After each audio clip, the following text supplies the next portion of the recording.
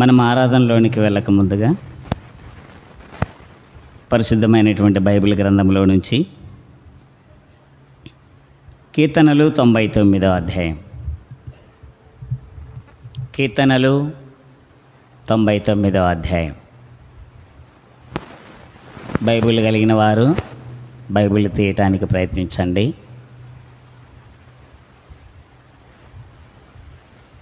కీర్తనలు 99.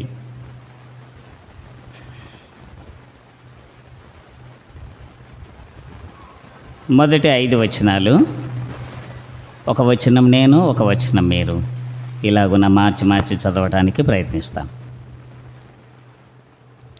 యెహోవా రాజ్యము చేయుచున్నాడు, జనములు వణకును. ఆయన కేరుబుల మీద ఆసీనుడై ఉన్నాడు, భూమి కదలును. సియోనులో యెహోవా మహోన్నతుడు, జనములన్నిటిపైన ఆయన ఇచ్చి ఉన్నాడు. భయంకరమైన నీ గొప్ప నామమును వారు స్తుతించెదరు. యెహోవా పరిశుద్ధుడు, యథార్థతను బట్టి నీవు న్యాయమును ప్రేమించు రాజును స్థిరపరిచి ఉన్నావు. యాకోబు సంతతి మధ్య నీవు నీతి న్యాయములను జరిగించి ఉన్నావు. 5వ వచనము, మన దేవుడైన యెహోవాను గణపరచుడి, ఆయన పాదపీఠము ఎదుట సాగిలపడ్డుడి, ఆయన పరిశుద్ధుడు. ప్రభు సహాయము నిమిత్తమై మోకాళ్ళ మీదకి వచ్చి ప్రార్థన చేసుకుందాం.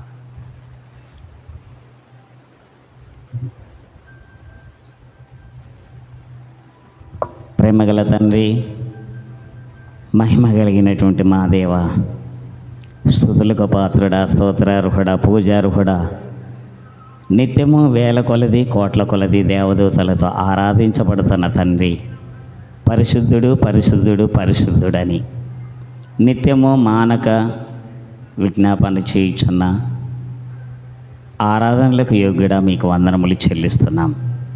స్తుతిస్తూ నేను గణపరుస్తూ ఉన్నాం.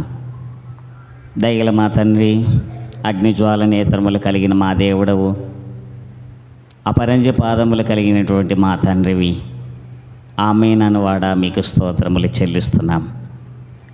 మీ దయ అపారమైనది, మీ జాలి ఉన్నతమైనది, మీ కరుణ వాత్సల్యములను బట్టి స్తుతిస్తూ గణపరుస్తూ కొనియాడుతూ ఉన్నాం. 4 మాసముల అద్భుత రీతిగా భద్రపరిచి, చూడుము నా అరచేతులలో నేను నిన్ను చెక్కుకొని ఉన్నాను అని సెలవిచ్చి, నీ అరచేతులలో మమ్మల్ని భద్రపరిచి చెక్కుకొని ఆరోగ్యములనిచ్చి ఆయుష్నిచ్చి సజీవుడవు కనుక మమ్మల్ని సజీవ లెక్కలో ఉంచి ఈ మే నెల మొదటి ప్రభు దినమున నన్ను మమ్మల్ని ప్రవేశపెట్టిన తండ్రి మీకు స్తోత్రములు. ఈ దినము దయగల తండ్రి, ఈ కమ్మవారి పాలెములు ఏర్పాటు చేసినటువంటి సియోను ప్రార్థనా మందిర సహవాసమును బట్టి స్తోత్రములు. ప్రభు పాటల్లో సహాయపడినందుకై స్తోత్రములు తండ్రి. కీర్తనలు ప్రభు, మరి నీ వాక్యం 99 అధ్యాయము 1 నుంచి 5 వచనాలు చదివే భాగ్యం మాకు అనుగ్రహించినందుకై స్తోత్రములు.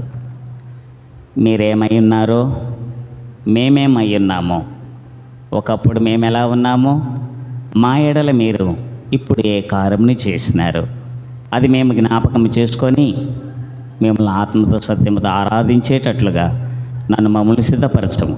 నిలబడుతూ ఉండగా బలహీనుడనని ఒప్పుకొనొచ్చు. కీర్తనలు 81:10, నీ నోరు బావుగా తెరవము, నేను నింపుతానని సెలవిచ్చిన దేవుడు. ఎజెకియేలుతో అన్నారు, 2వ అధ్యాయం 1వ వచనం, నరపుత్రుడా నీవు చక్కగా నిలువబడుము, నేను నీతో మాట్లాడవలసి ఉన్నదని సెలవిచ్చారు. అలాగున తండ్రి కృప చూపించాను. ఇర్మియా గ్రంథం 1:9, నీ నోట నా మాటలు ఉంచి ఉన్నాను అని సెలవిచ్చారు. అద్భుతమైనటువంటి పరలోకపు మాటలను మాకు అనుగ్రహించుము. తద్వారా వాక్యమును ఆధారం చేసుకొని తండ్రి ఆరాధించే బిడ్డలముగా నన్ను మమ్మల్ని సిద్ధపరచమని తీసుకొచ్చిన బిడ్డలను బట్టి వందనములు చెల్లిస్తూ ఇంకా రావాల్సిన వారిని సమయానికి నడిపించమని యేసు ప్రభు నామమున ప్రార్థించి స్తుతించి అడిగి వేడుకొనుచున్నాము తండ్రి, ఆమేన్.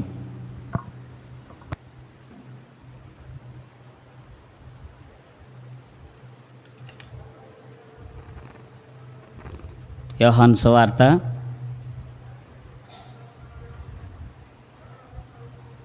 4వ అధ్యాయము 23, 24 వచనాలు అందరం కలిసి చదవటానికి ప్రయత్నిస్తాం. యోహాను సువార్త 4వ అధ్యాయము 23, 24 వచనాలు అందరం కలిసి చదవడానికి ప్రయత్నిస్తాం. అయితే యథార్థముగా ఆరాధించువారు ఆత్మతోనూ సత్యముతోనూ తండ్రిని ఆరాధించు కాలం వచ్చుచున్నది, అది ఇప్పుడును వచ్చే ఉన్నది. తన్ను ఆరాధించేవారు అట్టివారే కావాలని తండ్రి కోరుచున్నాడు. దేవుడు ఆత్మ గనుక ఆయనను ఆరాధించువారు ఆత్మతోనూ సత్యముతోనూ ఆరాధింపవలేను. రోమా రాసిన పత్రిక 8వ అధ్యాయము 1వ వచనం అందరం కలిసి చదువుతాం. రోమా 8, 1వ వచనం. కాబట్టి ఇప్పుడు క్రీస్తు యేసునందున్న వారికి ఏ శిక్షా విధియు లేదు. ప్రభువును ఆరాధించడానికై నీవు నేను మనము సమకూర్చబడి ఉన్నాం. నా మన గొంతులో ప్రాణము నుంచి ఆత్మ ప్రాణ దేహములు కలిగిన వారమై ప్రభువును ఆరాధించుటకై. ఆ ప్రభు ఎలాంటివాడు, ఆ యేసు ప్రభు ఎలాంటివాడు, మనము ఎలాంటి వారము? బైబిల్లో ఆదికాండం మొదలుకొని ప్రకటన గ్రంథం వరకు చూస్తే దేవుడు ఎలాంటివాడు, మానవులు ఎలాంటివారు అని బైబిల్లో మనం చూడగలం. కాబట్టి మన జీవితం ఎలాంటిది, దేవుని యొక్క జీవితం ఎలాంటిది, దేవుడు ఎలాంటివాడు, నీవు నేను మనము ఎలాంటి వారము, దాన్ని బట్టి దేవుని యొక్క పోలికలోనికి నిన్ను నన్ను మనల్ని మార్చడానికి ఎంతో గొప్ప కార్యముని చేస్తూ వచ్చాడు. కాబట్టి అట్టి దేవుణ్ణి మనం ఆరాధించబద్దులమై ఉంటూ ఉన్నాం. హృదయపూర్తిగా, మనసారగా, నోరారగా ప్రభువుని ఆరాధించాలి. ఎందుకనగా సజీవ లెక్కలో ఉంచాడు. చూచే చూపునిచ్చాడు, మాట్లాడే నోటినిచ్చాడు, వినే చెవినిచ్చాడు, పనిచేసే చేతులనిచ్చాడు, నడిచే కాళ్ళనిచ్చాడు. కనుకనే ఆయురారోగ్యములు ఇచ్చినటువంటి సజీవము కలిగినటువంటి దేవుణ్ణి సజీవులమై ఆరాధించాలి. ప్రభు మన ఎడల ఏ కార్యముని చేశాడు, ప్రభు ఎలాంటి వాడు చూడండి. దేవుని వాక్యంలో 99వ అధ్యాయం చదవండి. 1వ వచనం. యెహోవా రాజ్యం చేయుచున్నాడు, జనములు వెదకును, జనములు వనకును, ఆయన కేరుబుల మీద ఆసీనుడై ఉన్నాడు, భూమి కదలును. సియోనులో యెహోవా మహోన్నతుడు, జనములన్నిటిపైన ఆయన ఇచ్చి ఉన్నాడు. భయంకరమైన నీ గొప్ప నామమును వారు స్తుతించదు. యెహోవా పరిశుద్ధుడు. కాబట్టి ఈ దేవుడు ఎలాంటి వాడు? పరిశుద్ధమైనటువంటి దేవుడు. మనం ఎలాంటి వారము? పరిశుద్ధత లేని వారము అని బైబిల్ గ్రంథం సెలవిస్తుంది. కాబట్టి నీవు నేను మనము తండ్రి అయిన దేవుడు పరిశుద్ధుడు గనక మనము కూడా పరిశుద్ధులుగా ఉండాలని వాక్యంలో వ్రాయబడింది కదా. నేను పరిశుద్ధుడనై ఉన్నాను గనక మీరును పరిశుద్ధులై ఉండాలి. ఎలా పరిశుద్ధులం కాగలం? గుండె మీద చేసుకొని చెప్పగలమా నేను పరిశుద్ధురాలను అని? నేను పరిశుద్ధుడనని చెప్పగలమా? కాబట్టి ఉదయకాలం లేస్తే రాత్రి పడుకునేంత వరకు నోటితో మాట్లాడింది వినకూడదు వింటూ, చూడకూడదు చూస్తూ, తలంపులు, మనసు, హృదయము, మనం నడిచే నడత, మనం చేసే పనులు, ఏదో ఒక సమయం, ఎన్ని గంటలో, ఎన్ని నిమిషాలు, 24 గంటలు, ఎన్ని క్షణాలు. కనుక ఇలాంటి మనలను దేవుడు ఏం చేస్తూ ఉన్నాడు? పరిశుద్ధపరచాలని ఇష్టపడుతూ ఉన్నాడు. కాబట్టి పరిశుద్ధత లేనటువంటి మానవునికి దేవుడు ఎలాంటి వాడో ఇక్కడ వ్రాయబడుతుంది. యెహోవా పరిశుద్ధుడు అని వ్రాయబడుతుంది. ఈ మాట 3వ వచనములో పరిశుద్ధుడు అని వ్రాయబడింది. 5వ వచనములో మన దేవుడైన యెహోవాను గణపరచుడి, ఆయన పాదం పీఠం ఎదుట సాగిలపడి, ఆయన పరిశుద్ధుడు. కాబట్టి పరిశుద్ధ దేవుణ్ణి సియోను మందిరములో, పరిశుద్ధమైనటువంటి దేవుని ఆలయములో నీవు నేను మనం చేరి రాగలటకు దేవుడు ఎంత కృప చూపించాడంటే అద్భుతమైనటువంటి ఆయన కృప చూపిస్తూ వచ్చాడు. అమూల్యమైనటువంటి కృప చూపిస్తూ వచ్చాడు. కాబట్టి ఆయన పరిశుద్ధుడు అని వ్రాయబడింది. ఈ మాటను ఇశ్రాయేలు జనాంగంలోనికి వెళ్ళినప్పుడు అక్కడ మనం చూడగలం. నిర్గమకాండం 28వ అధ్యాయంలో అక్కడ వ్రాయబడుతుంది. దేవుడు ఎలాంటి వాడు అని వ్రాయబడుతుంది. నిర్గమాకాండం 28వ అధ్యాయము చదవండి. దేవుని వాక్యంలో 28వ అధ్యాయంలో వ్రాయబడింది 36వ వచనం. మరియు నీవు మేలిమి బంగారు రేకును చేసి ముద్ర చెక్కునట్లు దాని మీద యెహోవా పరిశుద్ధుడు అని అను మాట చెక్కవాలి. యెహోవా పరిశుద్ధుడు. యెహోవా అనే మాటకు అర్థం ఏంటి? నేను ఉన్నవాడను అనువాడను. ఆనాడు ఉన్నటువంటి దేవుడు పరిశుద్ధుడిగా ఉన్నాడు. ఈనాడు ఉన్నటువంటి దేవుడు తరతరాలు సదాకాలమైన పరిశుద్ధుడిగానే ఉంటూ వచ్చాడు. కానీ మనలో పరిశుద్ధత లేదు.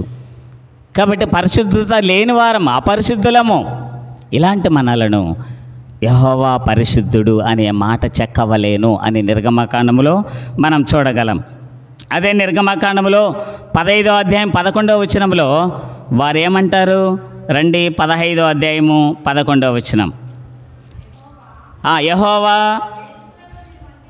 వేల్పులలో నీ వంటి వాడెవడు? పరిశుద్ధతను బట్టి నీవు మహానీయుడవు, స్తుతి కీర్తనలను బట్టి పూజ్యుడవు, అద్భుతములు చేయవాడవు, నీ వంటి వాడెవడు? చూసారా, దేవుని వంటి పరిశుద్ధుడు ఈ భూమి మీద మానవ కోటిలో ఎవరు కూడా లేరు అని బైబిల్ ఒక్కానించి చెప్తుంది. కాబట్టి ఏ మానవుడు కూడా పరిశుద్ధత లేనివాడే. అయితే దేవుడు ఒక్కడే పరిశుద్ధుడు అని వ్రాయబడుతుంది. కాబట్టి అందుకని వారు కీర్తన పాడుతూ ఉన్నారు, వారు ప్రభువును ఆరాధిస్తూ ఉన్నారు, వారు ప్రభువును గణపరుస్తూ ఉన్నారు. యెహోవా వేల్పులలో నీ వంటి వాడెవడు? పరిశుద్ధతను బట్టి నీవు మహానీయుడు, పరిశుద్ధతను బట్టి. కాబట్టి అంత గొప్ప దేవుడు, పరిశుద్ధుడైనటువంటి దేవుడు. ఇలాంటి నిన్ను నన్ను మనలను ఆయన పరిశుద్ధుడు గనక మనలను పరిశుద్ధులుగా చేయుటకే ఈ భూమి మీదకి వచ్చాడని వ్రాయబడింది. లేవీకాండం 21వ అధ్యాయంలో ఒక మాట వ్రాయబడింది. లేవీకాండం 21వ అధ్యాయంలో 8వ వచనం చదవండి. లేవీకాండం 28వ అధ్యాయం 1వ వచనం, 8వ వచనం మన్నించండి. లేవీకాండం 21:8వ వచనం.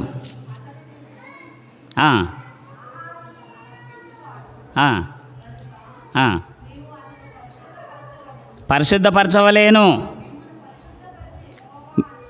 మిమ్మల్ని పరిశుద్ధపరచు యెహోవాను నేనే పరిశుద్ధుడను. చూసారా? కాబట్టి నేనే పరిశుద్ధుడను. మానవ కోటిలో భూమి మీద ఏ దేవుడు కూడా పరిశుద్ధుడు అని అనబడినటువంటి వారు ఎవరు లేరు అని వ్రాయబడుతుంది. కాబట్టి ఈ దేవుడు ఎలాంటి వాడు? పరిశుద్ధుడు. కాబట్టి అందుకనే నిన్ను నన్ను మనలను పరిశుద్ధులుగా చేయుట కొరకై రోమ రాసిన పత్రిక 1:12లో వ్రాయబడింది. తన్ను ఎందరు అంగీకరించుదురో వారందరికీ తన నామముందు విశ్వాసం ఉంచిన వారికి దేవుని పిల్లలగుటకై నిన్ను నన్ను మనలను దేవుని పిల్లలుగా చేసుకుంటూ వచ్చాడు. దేవుని పిల్లలుగా చేసుకొని పరిశుద్ధపరచాలని దేవుడు ఇష్టపడుతూ వచ్చాడు. కనుక అందుకని పరిశుద్ధపరచబడుటకై యేసు ప్రభు భూమి మీదకి వచ్చి 2025 సంవత్సరముల క్రితం వచ్చి నీ కొరకై, నా కొరకై, మన కొరకై ఆయన చేతుల్లో మేకులు కొట్టబడుతూ వచ్చినాయి, ఆయన కాళ్ళలో మేకులు కొట్టబడుతూ వచ్చాయి, ఆయన ప్రక్కలో బల్లెపొట్టు పొడబడుతూ వచ్చింది, ఆయన వీపులో కొరడా దెబ్బలు కొట్టబడుతూ వచ్చినాయి, ముఖం మీద ఉమ్మి వేయించుకుంటూ వచ్చాడు. ఎందుకో తెలుసా? పరిశుద్ధత లేని నిన్ను నన్ను మనల్ని పరిశుద్ధులుగా చేయుటకై తన పిల్లలుగా చేసుకున్నాడు కదా. నేను పరిశుద్ధుడిని కనుక నా పిల్లలు కూడా పరిశుద్ధులుగా ఉండాలి. అందుకనే 1వ కొరింథీ పత్రికలో వ్రాయబడింది. అపోస్తలుడైన పౌలు అంటాడు, 1వ కొరింథీ 1వ అధ్యాయము 1వ వచనం చదవండి. ఆ దేవుని చిత్తము వలన యేసుక్రీస్తు యొక్క అపోస్తలుడిగా నుండుటకు పిలువబడిన పౌలును, సహోదరుడైన సొస్తెనేసును కొరింథీలో ఉన్న దేవుని సంఘమునకు, అనగా క్రీస్తునందు పరిశుద్ధపరచబడిన వారై పరిశుద్ధులుగా ఉండుటకు పిలువబడిన వారు, ప్రయాసపడి పాపభారమును మోసుకొనుచున్న సమస్త జనులారా, పిలువబడిన వారముగా ప్రభు సువార్త చేసి అలా మనలను పిలుస్తూ వచ్చాడు. నేను మిమ్మల్ని పరిశుద్ధపరుస్తాను. పరిశుద్ధత లేకపోతే పరలోక రాజ్యం లేదు. పరిశుద్ధత లేకపోతే నిత్యమైన నరకము కాచుకొని ఉంది. ఆ శిక్ష నుంచి తప్పించడానికే ప్రభు ఈ లోకానికి వచ్చాడు. అందుకనే వ్రాయబడింది, రోమా రాసిన పత్రికలో వ్రాయబడింది. ఏమని వ్రాయబడింది? 8వ అధ్యాయంలో, ఇప్పుడు క్రీస్తు యేసునందున్న వారికి ఏ శిక్షా విధి లేదు. ఎందుకు లేదు? పరిశుద్ధత నుండి ప్రభువు రక్షించాడు. కాబట్టి పరిశుద్ధత నుండి పరిశుద్ధత లేని జీవితం నుండి పరిశుద్ధులుగా మారుస్తూ వచ్చాడు. ఆ పోలికలోనికి తీసుకొని వచ్చినాడు. కాబట్టి అటు దేవుణ్ణి మనము ఆరాధించబద్ధులమై ఉన్నాం. 1 తెస్సలోనికల్లో వ్రాసిన పత్రికలో 4వ అధ్యాయంలో ఒక మాట చూడగలం. 1 తెస్సలోనికలకు రాసిన పత్రిక 4వ అధ్యాయము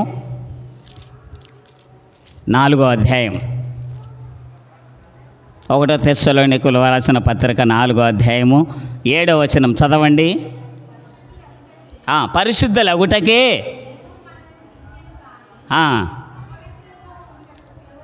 అపవిత్రులుగా ఉండుటకు పిలవలేదు. చూసారా? పరిశుద్ధులగుటకే దేవుడు మనలను పిలిచెను కానీ అపవిత్రులుగా ఉండుటకు. కాబట్టి దేవుడు పరిశుద్ధుడు గనక ఆయన పిల్లలముగా మనల్ని చేసుకొని ఆయన పరిశుద్ధపరుస్తూ వచ్చాడు. ఇటు పరిశుద్ధులుగా చేయుట కొరకై ఆయన శిలో బలియాగము. అందుకనే 1 కొరింథీ 15:3 వ్రాయబడింది, లేఖనముల ప్రకారం క్రీస్తు మన పాపములను బట్టి మృతి పొందెను, సమాధి చేయబడెను, లేఖనముల ప్రకారము 3వ దినమున లేపబడెను. కనుక మనల్ని పరిశుద్ధులుగా చేయుటకై లేపబడుతూ వచ్చాడు. పరిశుద్ధత లేనటువంటి జీవితం, ఇది మొదటి అంశం. రెండవది, అందుకని దేవుడు పరిశుద్ధుడు, యెహోవా పరిశుద్ధుడు అని వ్రాయబడుతుంది. అదే 99 కీర్తనలు 99 9వ వచనంలో కూడా వ్రాయబడింది, మన దేవుడైన యెహోవా పరిశుద్ధుడు, మన దేవుడైన యెహోవాను గణపరచుడి, ఆయన పరిశుద్ధ పర్వతం ఎదుట సాగిలపడి ప్రభువును ఆరాధించాలి. సాగిలపడి, అవునయ్యా, ఒకప్పుడు నేను పరిశుద్ధత లేనిదానను, ఒకప్పుడు నాలో పరిశుద్ధత లేనివాడను అని ప్రభువు దృష్టిలో ఇలాంటి మనలను నీవే పరిశుద్ధుడు గనక భూమి మీదకి పరిశుద్ధుడిగా, ఆయన జన్మలో పాపం లేదు, ఆయన పరిశుద్ధాత్మతో పరిశుద్ధుడిగా జన్మిస్తూ వచ్చినాడు. ఇటు దేవుడు భూలోకంలో ఎవరైనా ఉన్నారా అంటే ఈయన మాత్రమే అని వ్రాయబడింది. కాబట్టి ఆయన మనలను పరిశుద్ధులుగా చేస్తూ వచ్చాడు. రెండవది, ఆయనకు ఇంకొక పేరు వ్రాయబడింది. రండి దేవుని వాక్యంలో చూస్తాం. హెబ్రీయులకు వ్రాసిన పత్రిక 7వ అధ్యాయం 2వ అంశాన్ని చూస్తాము. హెబ్రీయులకు రాసిన పత్రిక 7వ అధ్యాయం 7వ అధ్యాయంలో 26వ వచనం చదవండి. పవిత్రుడును, నిర్దోషియు, నిష్కల్మషుడును, పాపులలో చేరక ప్రత్యేకముగా ఉన్నవాడును, ఆకాశ మండలము కంటే మిక్కిలి హెచ్చైన వాడునైన ఇట్టి ప్రధాన యాజకుడు మనకు సరిపోయినవాడు, అంటే మనకు తగినవాడు.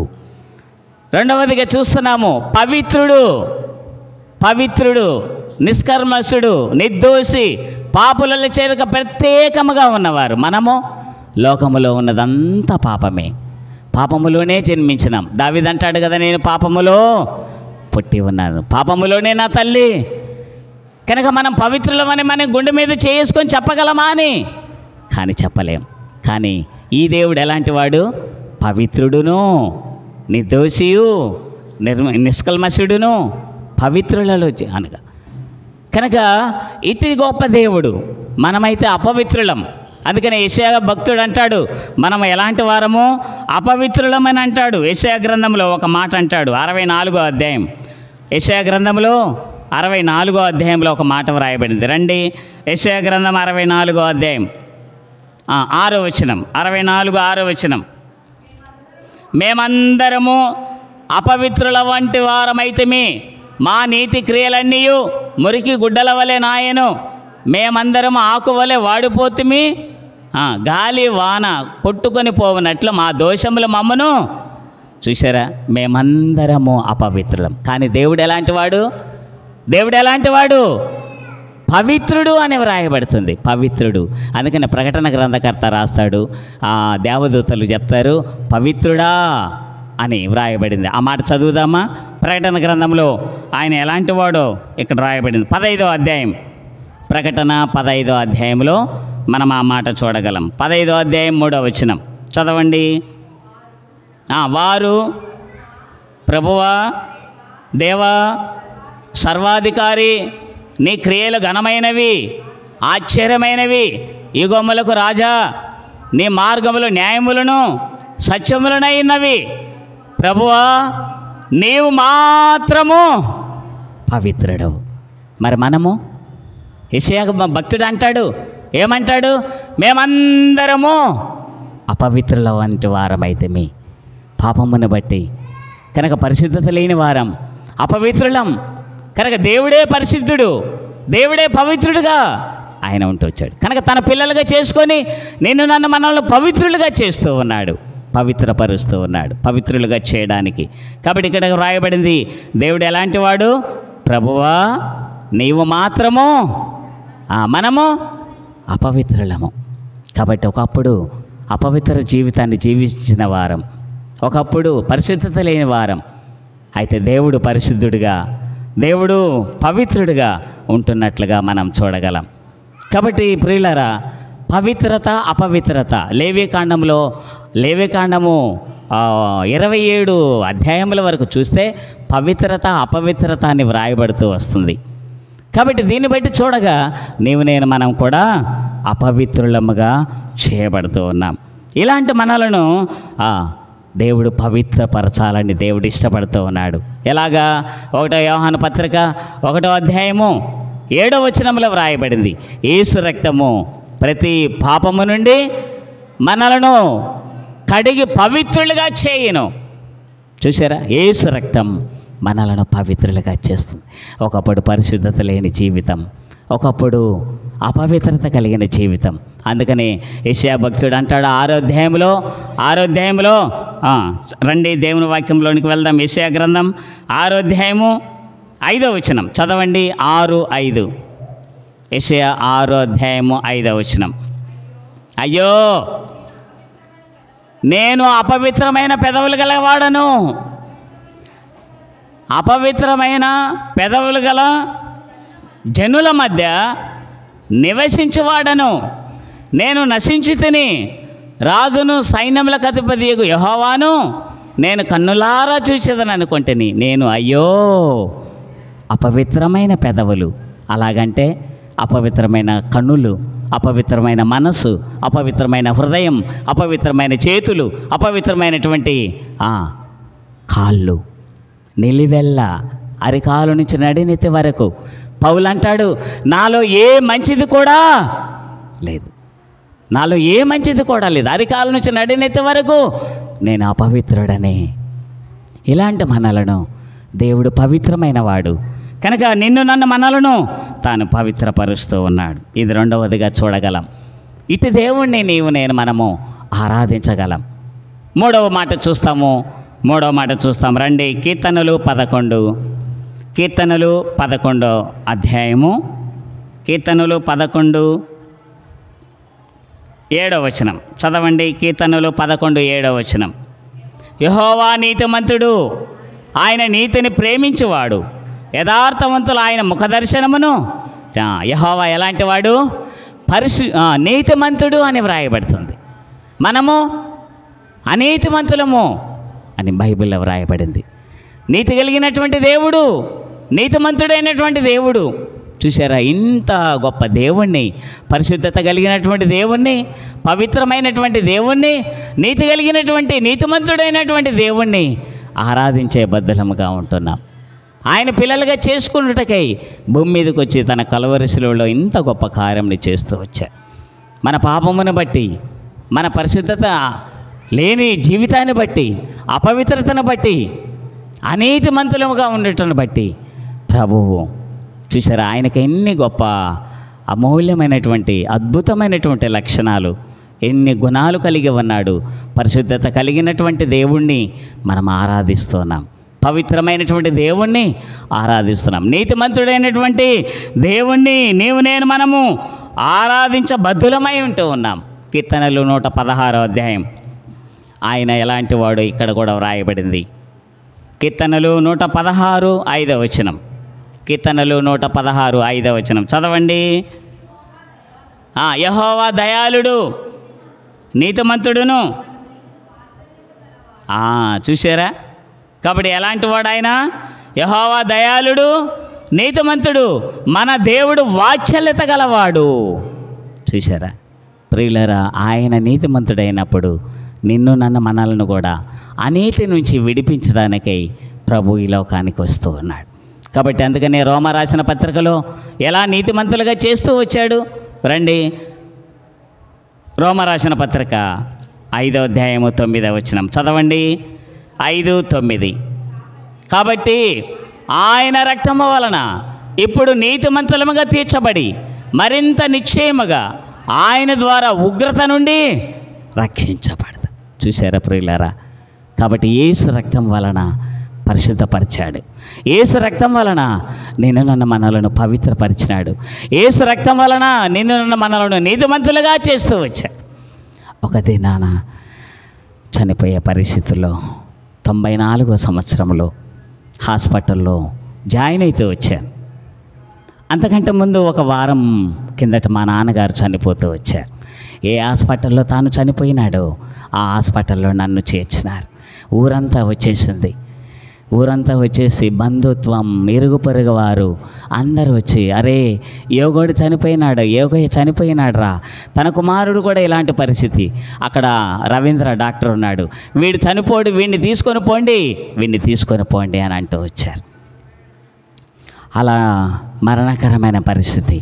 ఒక్కొక్క ఇంజెక్షన్ 700-800 ఇంజెక్షన్ వేసినా కూడా వారు అన్నారు, మా అమ్మగారు బంధువులు అన్నారు, అయ్యా చచ్చినా బతికినా నీవేనయ్యా, నీవే దేవుడు అయ్యా, చచ్చినా బతికినా నీవే అంటూ వచ్చారు. అలాంటి స్థితిలో ఆయన వైద్యం చేస్తూ వచ్చాడు.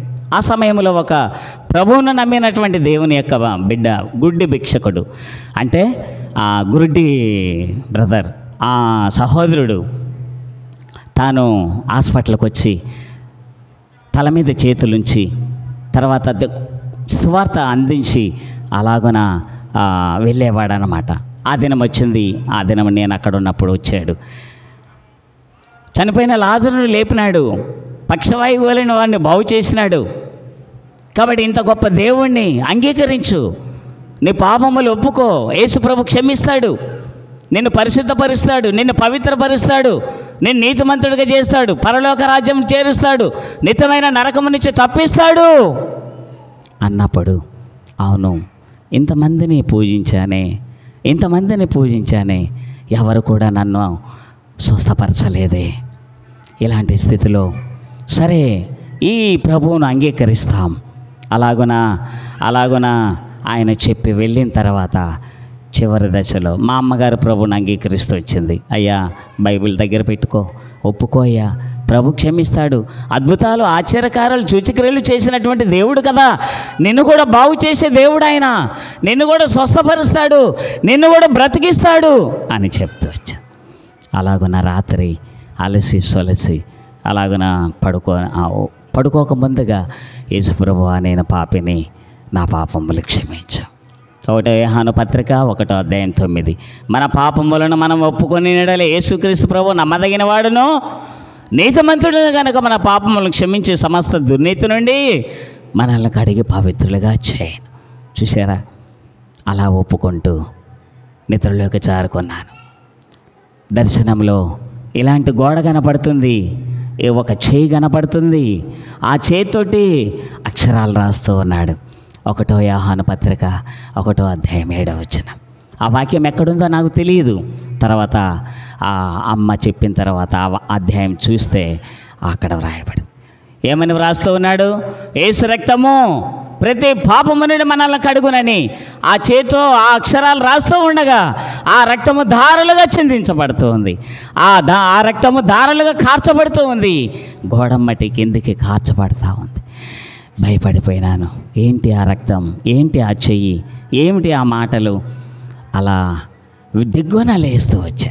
నన్ను తీసుకుపోవాలంటే పాస్కి బాత్రూమ్కి తీసుకుపోవాలంటే 2-3 పట్టుకొని లేపుకొని ఆ భుజాన మోసుకుంటూ తీసుకొని వెళ్ళి బాత్రూమ్ చేసి వచ్చేవాడిని. కానీ ఆ సమయంలో దిగ్గున లేచి నా అంతకు నేనే ఉరుకుతూ వచ్చాను. తట్టుకోలేక ఉరుకుతూ వచ్చా. వెళ్ళి బాత్రూమ్ చేశాను. నా అన్నగారు, అమ్మగారు, చిన్నాన్నగారు అందరూ వచ్చి ఏమైందిరా వెంటనే పట్టుకొని వచ్చి కొంచెం ఏమైంది అంటే ఇది పరిస్థితి అని అంటే ప్రభువు నిన్ను తాకాడు, ప్రభువు నిన్ను స్వస్థపరిచాడు. ఆ దినాన ఆ రక్తమే నన్ను పాపము నుంచి విడిపిస్తూ వచ్చింది, ఆ రక్తమే నన్ను పరిశుద్ధపరుస్తూ వచ్చింది, ఆ రక్తమే నన్ను స్వస్థపరుస్తూ వచ్చింది, ఆ రక్తమే నన్ను ఇంతకాలం బ్రతికించింది. చూసారా, 94 సంవత్సరంలో చనిపోవలసినటువంటి నన్ను ఆ దేవుడు నా కొరకై ప్రాణం ఇచ్చి, ఆ దేవుడు నా కొరకై రక్తమును కార్చి, ఆ దేవుడు నా కొరకై గాయములు పొంది, ఆయనే పరిశుద్ధుడు, ఆయనే నీతిమంతుడు, ఆయనే పవిత్రుడు. మనం పవిత్రత లేని వారం, పరిశుద్ధత లేని వారం, అనీతి మంత్రం అగ్నిగంధకములతో మండు గుండములో పాలు పొందవలసిన నిన్ను నన్ను మనలను ప్రభు ప్రేమించి ఈ భూమి మీదకి వచ్చి నిన్ను నన్ను మనల్ని తన పిల్లలుగా చేసుకొని పరిశుద్ధులుగా చేసుకున్నట్టుకై, పవిత్రులుగా చేసుకున్నట్టుకై, నీతిమంతులుగా చేసుకున్నట్టుకై. చూసారా, అందుకని వ్రాయబడింది రోమరాసిన పత్రిక 3వ అధ్యాయం, రోమరాసిన పత్రిక 4వ అధ్యాయము 25వ వచనం చదవండి ఒక మాట. రోమరాసిన పత్రిక 4వ అధ్యాయం 25వ వచనం.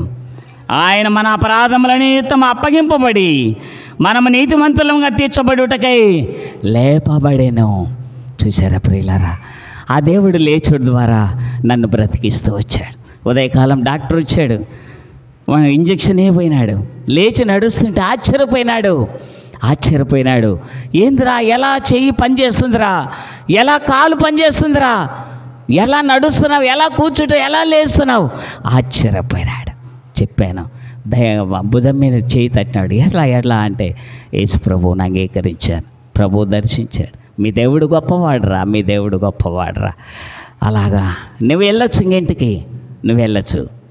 ఎన్ని మందులు అన్నీ పక్కన పడేసి ప్రభువుని అంగీకరించి ఆనాటి నుంచి ఈనాటి వరకు తన బిడ్డగా చేసుకున్నాడు, పరిశుద్ధపరుస్తూ వచ్చాడు, నీతిమంతుడిగా చేస్తూ వచ్చాడు, పవిత్రపరుస్తూ వచ్చాడు. ఇంత గొప్ప దేవుణ్ణి ఎలా మౌనంగా ఉండగలం? అందుకనే వ్రాయబడింది కదా, రోమరాసిన పత్రిక 8వ అధ్యాయంలో వ్రాయబడిన ప్రకారముగా ఇప్పుడు క్రీస్తు యేసునందున్న వారికి ఏ శిక్ష లేదు అని వ్రాయబడింది. ఎన్నో శిక్షలు ఉన్నాయి. పరిశుద్ధత లేకపోతే శిక్ష ఉంది, అపవిత్రులుగా ఉంటే శిక్ష ఉంది, అనీతిమంతులుగా ఉంటే శిక్ష ఉంది. అదే ఆరని అగ్నిగంధకములతో మండు గుండములో పాలు పొందవలసిన వారమను. పాప మరణముల నుంచి మనల్ని ఎవరు విడిపించేవారు? ప్రభు ఒక్కడే పరిశుద్ధుడిగా, నీతిమంతుడిగా, పవిత్రుడిగా వచ్చి నన్ను మనల్ని విడిపించే దేవుడిగా చేయబడుతూ ఉన్నాడు. ఎన్ని శిక్షలు నోటితో. అందుకనే లేవీకాండంలో వ్రాయబడింది, పాత నిబంధనలో వ్రాయబడింది. యేసు ప్రభు కూడా అన్నాడు, కంటికి కన్ను, పంటికి పన్ను, చెవికి చెవి, వాతకు వాత, ప్రాణమునకు ప్రాణము, ఇలాంటి శిక్షలు ఉంటూ వచ్చాయి. అయితే ప్రభు మనం ఇట్టి శిక్ష మనం పొందాలి. అందుకనే 8వ అధ్యాయంలో వ్రాయబడింది, చదవండి అమ్మా 3-4 వచనాలు. 3-4 వచనాల్లో తన పాప పరిహారము నిమిత్తం అనే మాట చదవండి. పాప పరిహారము నిమిత్తము, రోమా 8:3-4లో పాప పరిహారము నిమిత్తము దేవుడు తన సొంత కుమారుని పాప శరీరాకారముతో పంపి ఆయన శరీరమందు పాపమునకు శిక్ష విధించబడింది. చూసారా, మనం పొందాల్సినటువంటి ఇట్టి శిక్షను ప్రభువు పొందుతూ వచ్చాడు. ఈ లోకంలో జైళ్ళు ఉన్నాయి, ఈ లోకంలో కోర్టులు ఉన్నాయి. తప్పు చేసిన వాడికి ఉరి శిక్ష ఉంది, రకరకాల శిక్షలు ఉన్నాయి. బైబిల్ పాత నిబంధనలో ఎవరు ఏ తప్పు చేస్తే ఆ తప్పును బట్టి శిక్షలు ఉన్నాయి. అయితే ప్రభువు నన్ను మనలను శిక్షించక ఏ చేతులతో పాపం చేశామో ఆ చేతుల్లో మేకులు కొట్టించబడుతూ వచ్చాడే, ఏ కాళ్ళతో పాపం చేశామో ఆ కాళ్ళతో మేకులు కొట్టబడుతూ వచ్చాయి, ఏ హృదయంతో పాపం చేశామో ఆ హృదయముకు బదులుగా ప్రక్కల బలపోటు పొడవబడుతూ వచ్చాడే. యెషయా గ్రంథం 50వ అధ్యాయంలో కొట్టువారికి నా వీపును, నా చంపను, నా ముఖమును అప్పగించినాడు. మనము అరికాలం నుంచి నడినెత్తి వరకు మన దేహమంతా పాపముతో నిండుకొని ఇట్టి శిక్షకు పాత్రులము కదా. పాత నిబంధనలో వ్రాయబడింది, మరణమునకు పాత్రులము, అపరాధములకు పాత్రులము అని వ్రాయబడుతుంది. దోష శిక్షకు పాత్రులము అని కూడా వ్రాయబడి. ఎన్ని శిక్షలు ఈ లోకంలో చూస్తే, కఠినమైనటువంటి శిక్షలు.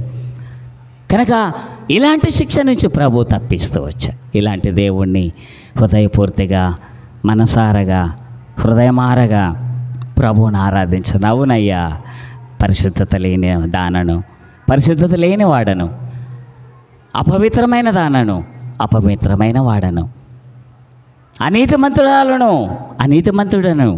నీవు మాత్రమే పరిశుద్ధుడవు, నీవు మాత్రమే పవిత్రుడు, నీవు మాత్రమే నీతిమంతుడు. ఇలాగున ఆత్మతో సత్యముతో ప్రభువుని ఆరాధించబద్దులమై ఉంటూ ఉన్నాం.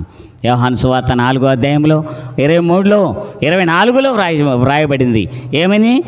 తండ్రి కోరుచున్నాడు, ఆత్మతో సత్యముతో యథార్థముగా ప్రభువుని ఆరాధించేవారు అట్టివారు కావాలేనని తండ్రి కోరుచున్నాడు అని ఒకటి అంకేసి కింద వెదకుచున్నాడు. ప్రభు వెదకుచున్నాడు. నేను ఇంత గొప్ప కార్యం చేశాను భూమి మీద, శిలువ కార్యములు చేశాను, ఈ బిడ్డల పక్షముగా ఇంత గొప్ప కార్యం చేసినానని ఎవరు నన్ను ఆరాధిస్తారా, ఎవరు నన్ను గణపరుస్తారా, ఎవరు సాగిలపడి నన్ను ఆరాధిస్తారా అని ప్రభు చూస్తున్నాడు. తన ఎడల యథార్థ హృదయం గలవారిని బలపరచుటకై లోకమంతటా ఆయన కనుదృష్టి లోకమంతటా చూస్తుంది. ఈ సమయంలో సియోను ప్రార్థనా మందిరములో నన్ను మనలను చూస్తున్నాడు. ప్రభు చేసిన మేలులు, ప్రభు చేసిన ఉపకారములు, ప్రభు చేసినటువంటి అద్భుతములు, ఆశ్చర్యకారములు ఈ శిలువ కార్యము ద్వారా నన్ను మనల్ని పరిశుద్ధపరుస్తూ వచ్చా. ఇంత గొప్ప దేవుణ్ణి మనము ఆరాధించుటకు ప్రభు సహాయము చేయనుగాక.